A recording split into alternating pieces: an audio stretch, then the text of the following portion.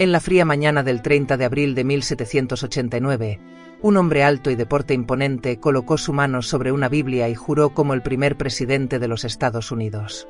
Pero antes de llegar a ese momento que cambiaría el rumbo de la historia, George Washington había vivido una vida marcada por la perseverancia, el deber y un inquebrantable sentido del honor. Como un joven nacido en una colonia rural terminó convirtiéndose en el símbolo de una nación que apenas empezaba a nacer. George Washington vino al mundo el 22 de febrero de 1732, en una plantación de Westmoreland, Virginia. Hijo de Augustine Washington y Mary Ball, creció en un entorno agrícola, rodeado de campos de tabaco y de un modo de vida profundamente ligado a las estaciones y al trabajo de la tierra. La temprana muerte de su padre, cuando George tenía apenas 11 años, lo obligó a madurar antes de tiempo. Sin acceso a una educación universitaria formal, se formó de manera autodidacta, cultivando una disciplina personal que lo acompañaría toda su vida. En su juventud, Washington desarrolló una fascinación por la cartografía y la exploración. Trabajó como agrimensor, recorriendo tierras salvajes, midiendo distancias y dibujando mapas. Este contacto con la naturaleza y las fronteras indómitas de las colonias le dio una visión clara de los desafíos y oportunidades que ofrecía el continente. Sin embargo, no tardó en involucrarse en asuntos militares. A los 20 años, sirvió como mensajero y oficial en las tensiones fronterizas que desembocarían en la Guerra Franco-India. La experiencia en ese conflicto moldeó su carácter. Washington aprendió tanto de las derrotas como de las victorias, forjando una reputación de liderazgo sereno bajo presión. Aunque sufrió reveses tempranos, su determinación y capacidad para mantener la moral de sus hombres lo distinguieron. Pronto, su nombre era conocido más allá de Virginia, y su figura comenzaba a asociarse con la idea de resistencia frente a la adversidad. Cuando las tensiones entre las colonias y Gran Bretaña escalaron en la década de 1770, Washington fue elegido por el Congreso Continental para comandar el ejército revolucionario. Lo que siguió fue una lucha prolongada y desesperada.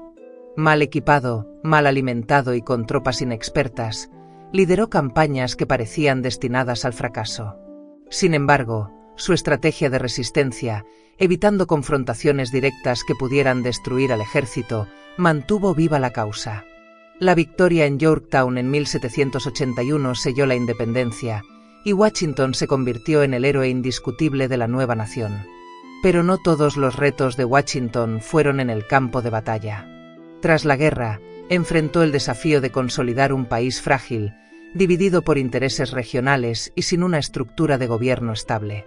Su negativa a aferrarse al poder, al renunciar a su mando militar y retirarse a su plantación de Mount Vernon, sorprendió al mundo y cimentó su imagen como un líder que anteponía el bien común a sus ambiciones personales. En 1789, por aclamación unánime, fue elegido el primer presidente de los Estados Unidos.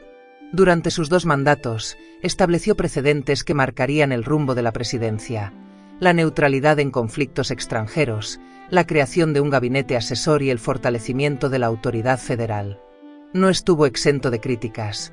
Enfrentó rebeliones internas, tensiones políticas y el surgimiento de facciones partidistas que él mismo había querido evitar. Sin embargo, su integridad y su visión pragmática le permitieron mantener la joven república en pie. En 1797, fiel a su palabra, se retiró definitivamente de la vida política, dejando un ejemplo de transición pacífica del poder.